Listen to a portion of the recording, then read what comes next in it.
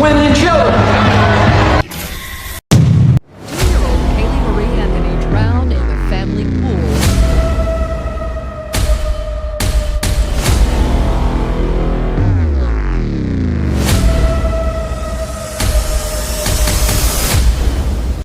Don't know. My name is Caylee Anthony. My daughter is Caylee Anthony. My parents are George and Cindy Anthony. This is not about them. This is not in response to anything that they have said or done. Some crimes begin with a scream. This one began with a smile. A young mother laughing in photographs, dancing in clubs, living a carefree life while her 2-year-old daughter quietly vanished from the world. What happened in those missing hours would become one of America's darkest mysteries. On June 16, 2008, the Anthony family's Florida home looked perfectly normal from the outside. Birds chirped, sprinklers hissed, and the summer sun lit the backyard. Inside, 2-year-old Caylee Anthony played with her toys. Unaware that this would be the last morning anyone would ever see her alive, she was cheerful, bright, always hugging her grandparents. To them, she wasn't just a granddaughter. She was the heart of the house. Caylee Anthony, Caylee's 22-year-old mother, walked out that day carrying her daughter in a bag. She told her parents she was heading to work and dropping Caylee off with the babysitter, Zanny. Cindy and George believed her, because why wouldn't they? Caylee had repeated this routine many times before, but that routine was a lie. Within hours, Caylee was seen at her boyfriend Tony's apartment, relaxed and carefree. Phone records and witness statements later revealed she spent most of the day texting, watching movies, and hanging out with friends. No one heard Caylee's voice again. No one saw her tiny footsteps. Nothing. The next 24 hours marked the beginning of the now infamous 31 days. 31 days in which Caylee Anthony lived a life that shocked investigators and horrified the public. While her daughter was missing, Caylee was seen at parties, bars, and clubs. She went shopping. She joked with friends. She posted photos where she appeared happy. Too happy. One picture, taken during a night out, became a symbol of the case. Caylee smiling broadly, holding a beer bottle, wearing a short dress. Prosecutors would later call it the smile that chilled the nation, but the lies didn't stop. Every time her parents asked about Caylee, Caylee said she was with the nanny, at the pool, at the beach, at theme parks. Stories flowed easily from her lips. Too easily. Then came the first disturbing clue. A neighbor remembered Caylee asking for help to borrow a shovel. Another friend smelled something strange coming from Caylee's car trunk days later. "Feel like something died," she said. Caylee brushed it off with a smile and changed the subject. Meanwhile, little Caylee's absence stretched on. No calls to police, no missing person report, no sign of panic, just a month-long trail of parties, lies and quiet deception that confused everyone who thought they knew Caylee, but investigators later said the truth lived in that first day. June 16th. Whatever happened to Caylee, it began there. By the time the world realized she was missing, the darkness had already taken over, and June 16th would forever be remembered as the day America's most haunting mystery began. When a child disappears, a mother usually cries for help. Caylee Anthony didn't. Instead, she built a month-long world of lies, lie after lie, day after day, until even detectives struggled to understand where the truth ended. And the deception began. The day after Caylee was last seen alive, Caylee Anthony stepped firmly into a different life. A life without responsibility, without fear, and without her daughter. For the next 31 days, she moved through Orlando as if nothing had happened. She shopped at Target, stayed with friends, and partied in crowded nightclubs. Photographs from that month show Caylee dancing, drinking, laughing, her eyes bright, her smile wide. To everyone around her, Caylee gave the same explanation. "Caylee is with the nanny." The nanny, Zanny, was a ghost. No address, no phone number, no record. No witness ever met her. But Caylee used her name constantly. It was her shield, her alibi, and her distraction. Whenever someone asked about her daughter, Caylee's answers came quickly, smoothly, like a rehearsed script. "She's at the park. She's at the beach. She's sleeping over. She's with Zanny, don't worry." Her parents believed her. Her friends trusted her. But inside Caylee's world, something dark was growing.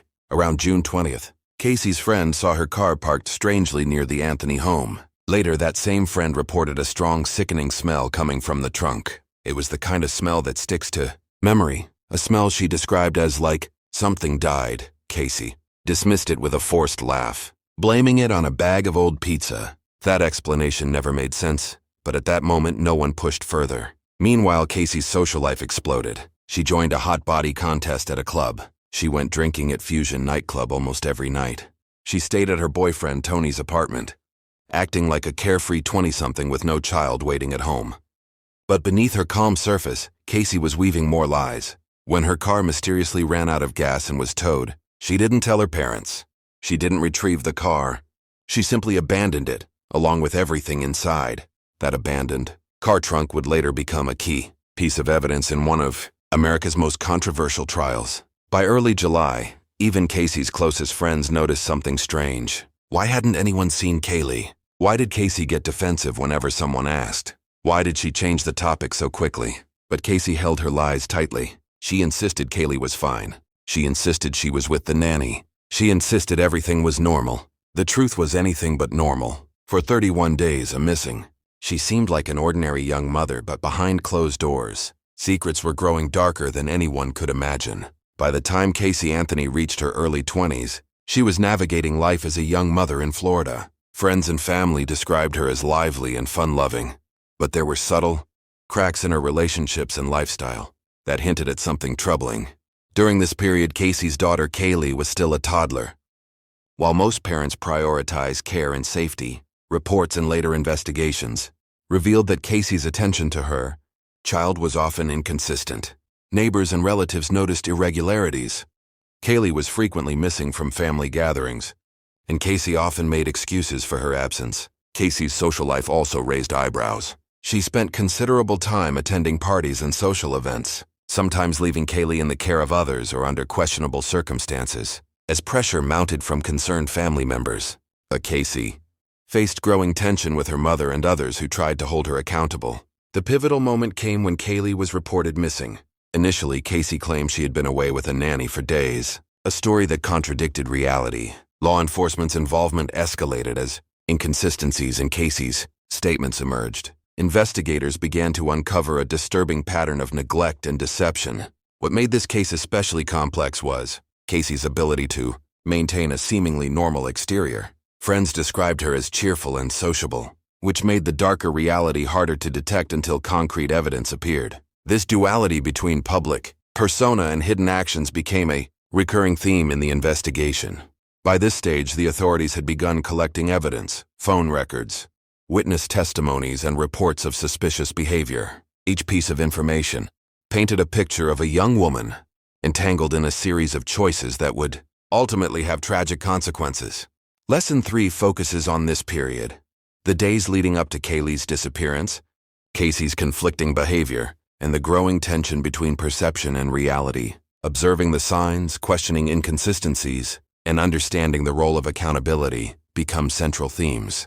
As the investigation into Caylee's disappearance continued, Caylee Anthony's behavior increasingly drew attention. Law enforcement officials began to piece together a timeline of her actions. During the weeks surrounding Caylee's last known sightings, neighbors reported seeing Caylee leaving the house at odd hours and acting unusually carefree. Despite the growing concern for her daughter, investigators discovered that Caylee had given conflicting explanations to friends, family, and authorities. She alternately claimed that Caylee had been with a nanny, that she had been left with a babysitter, or that she had wandered off.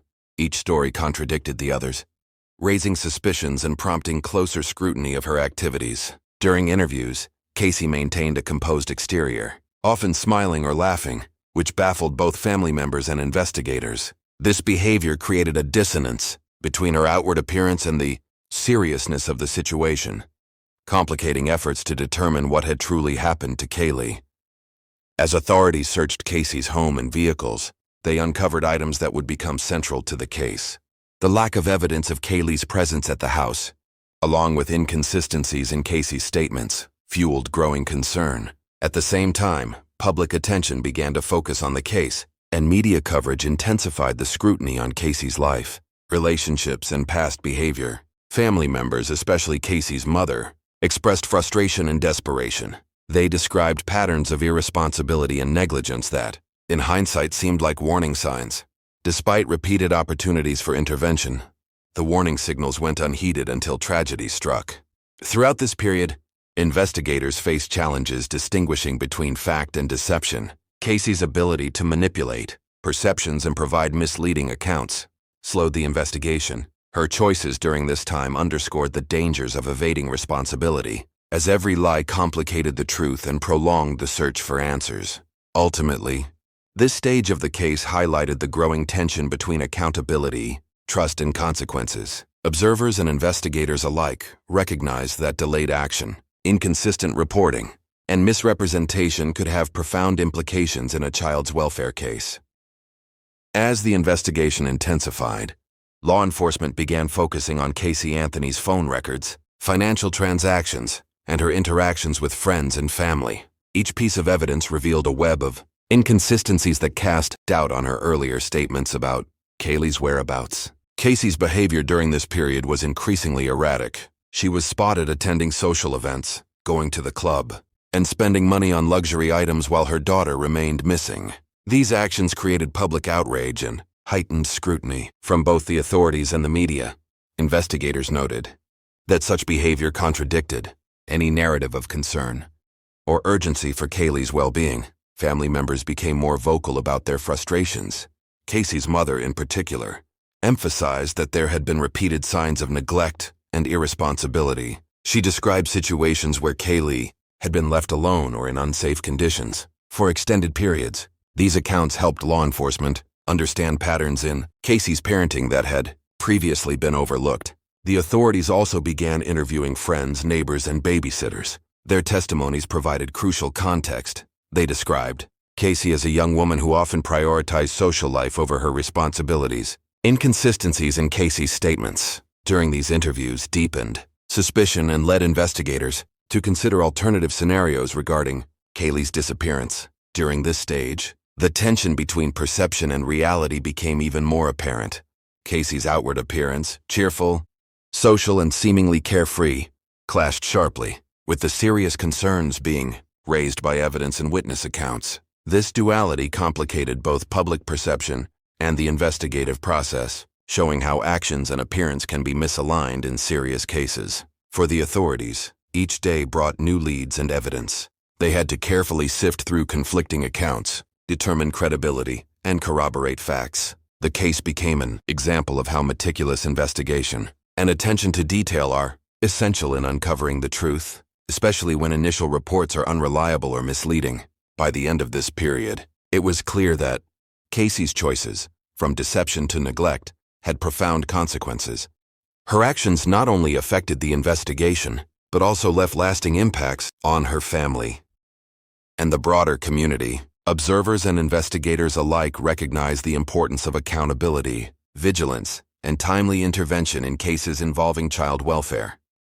As days turned into weeks, the investigation into Caylee Anthony's disappearance became more intense. Law enforcement had begun constructing a detailed timeline of Caylee Anthony's activities, phone calls, and interactions.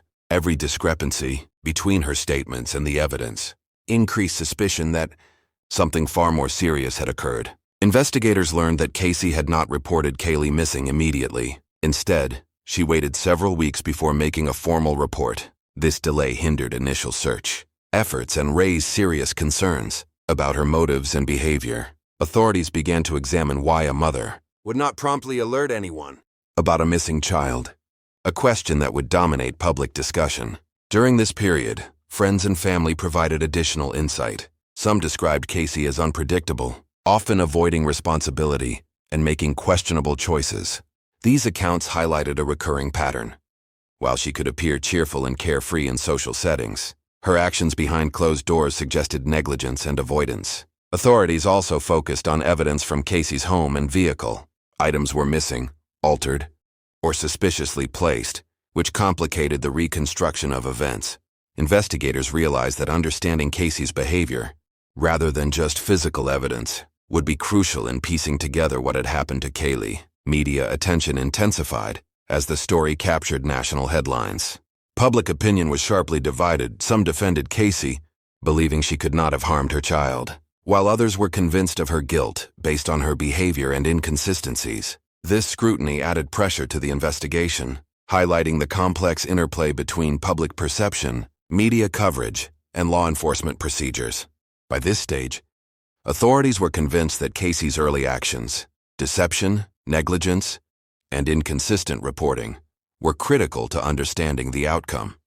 Each new piece of information reinforced the importance of meticulous investigation and careful documentation of evidence. Law enforcement recognized that in cases involving children, delays and dishonesty could significantly complicate the pursuit of justice. This phase of the case underscored the need for vigilance in child welfare. It also highlighted how personal behavior and accountability are deeply interconnected with legal outcomes. Casey's decisions during this time had profound implications not only for her daughter, but also for the legal process and public perception.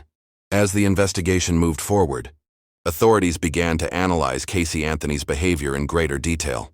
Her social activities, online communications, and interactions with friends and family were examined to identify inconsistencies and potential motives.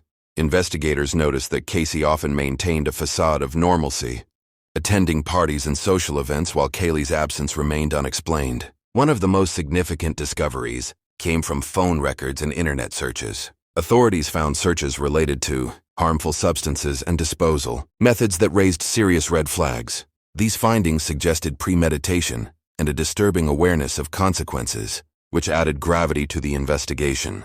Meanwhile, Caylee continued to provide conflicting accounts about Caylee's whereabouts. Each new explanation contradicted her previous statements, making it increasingly difficult for law enforcement to establish a clear timeline. Friends and family grew frustrated, pointing out repeated instances of irresponsibility, deception, and avoidance of accountability. Investigators also faced the challenge of public scrutiny. As national media coverage intensified, every detail of Caylee's behavior, lifestyle, and statements was analyzed by the public. This dual pressure, from the need to solve the case and from media attention, made it crucial for law enforcement to focus strictly on evidence and credible testimonies. During this phase, authorities began piecing together the final days of Caylee's life. Patterns of neglect, deception, and evasion became clearer. Investigators noted that Caylee's ability to separate her outward appearance from her private actions complicated early intervention. Had warning signs been addressed sooner, the course of events might have been different. Caylee's interactions with family, especially her mother, were also examined closely. These interactions revealed a lack of responsibility and growing tension within the household. It became apparent that repeated warnings and opportunities for intervention had been missed, emphasizing the importance of accountability in protecting vulnerable individuals. The investigation at this stage highlighted the consequences of deception, negligence, and failure to act responsibly. Authorities recognized that a child's welfare could be gravely affected by even brief periods of neglect and dishonesty. The combination of evidence, witness statements, and behavioral analysis became key in understanding the unfolding tragedy. As the case progressed, law enforcement began focusing on forensic evidence and the timeline of Caylee Anthony's disappearance. Small details from Caylee Anthony's daily life, her interactions, and her movements were carefully examined to piece together the puzzle. Investigators relied heavily on evidence to verify or contradict her conflicting statements. One key area of focus was Caylee's home and vehicle. Forensic teams searched for traces that could confirm Caylee's presence, signs of struggle, or evidence of neglect. Every piece of information collected, no matter how minor, contributed to building a more complete picture of the events leading up to Caylee's disappearance. During this time, Caylee's contradictory statements continued.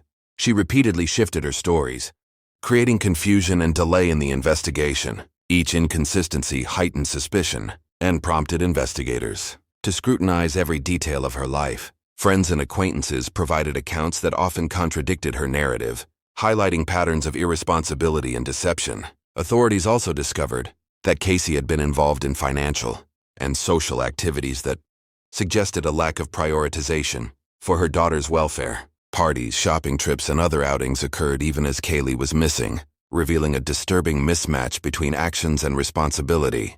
Investigators noted that such behavior complicated the case and raised questions about her motives. Public attention intensified, with media coverage painting a complex and often sensationalized picture of Caylee's life. While media scrutiny created challenges for the investigation, it also kept pressure on law enforcement to thoroughly examine all leads and maintain transparency with the public. At this stage, authorities began analyzing Casey's psychological profile, her ability to maintain a cheerful and sociable exterior, while serious questions loomed over her private life, suggested a complex interplay of denial, manipulation, and avoidance. Understanding this behavior became crucial in interpreting her actions and statements. Throughout the investigation, this part of the case emphasized the importance of evidence, behavioral analysis, and attention to detail. Every inconsistency, every lie, and every act of negligence was a critical component in understanding the truth about Caylee's disappearance. Investigators had to balance meticulous analysis with sensitivity to the fact that a child's life was at stake. By this stage, investigators had gathered substantial evidence pointing toward Caylee Anthony's involvement in her daughter Caylee's death. Phone records, internet searches, and witness testimonies formed a troubling pattern of neglect, deception, and possible premeditation. Authorities began reconstructing the final days of Caylee's life with greater clarity. Casey's inconsistent statements continued to confound investigators. While she initially claimed that Caylee had been with a nanny or had wandered off, forensic evidence and witness accounts contradicted these claims. The delay in reporting Caylee missing had severely complicated the investigation, leaving authorities and family members frustrated and alarmed. The forensic team analyzed items in Casey's home and vehicle, searching for signs of foul play. Evidence suggested that Caylee's death occurred under suspicious circumstances, and authorities began focusing on Casey's potential motives and actions leading up to the tragedy. Each discovery reinforced the need for careful and methodical investigation. Public attention intensified. Media outlets across the nation scrutinized Casey's behavior, social life, and family dynamics. Some sympathized with her as a troubled young mother, while others condemned her actions as irresponsible and possibly criminal. The growing public debate added pressure on law enforcement, but also ensured the case remained in the spotlight. By the end of this phase, it was clear that Casey's choices, from deception to neglect, had profound consequences. Investigators had to rely on a combination of forensic evidence, witness statements, and behavioral analysis to build a comprehensive understanding of the events surrounding Caylee's death. The case eventually went to trial, drawing national attention. Prosecutors presented evidence of Caylee Anthony's inconsistent statements, internet searches about harmful substances, and behavioral patterns indicating neglect and possible intent. Defense attorneys argued that the evidence was circumstantial and that there was no direct proof of murder, highlighting the challenges of the case. Throughout the trial, Caylee maintained a composed and sometimes defiant demeanor. The courtroom witnessed conflicting narratives. Prosecutors painted a picture of negligence and deception, while the defense emphasized the lack of conclusive physical evidence. The trial underscored the complexity of legal proceedings in high-profile cases, where public opinion, media coverage, and forensic evidence intersect. Ultimately, the jury delivered a verdict acquitting Caylee Anthony of first-degree murder, though she was convicted on lesser charges related to providing false information to authorities. The case remains controversial, with debates continuing about justice, accountability, and the limitations of evidence in proving guilt beyond a reasonable doubt. Lesson 10 highlights the aftermath, the legal process, societal reaction, and long-term impact on the family and community. It illustrates how a combination of behavior, evidence, and legal standards can determine outcomes in complex criminal cases.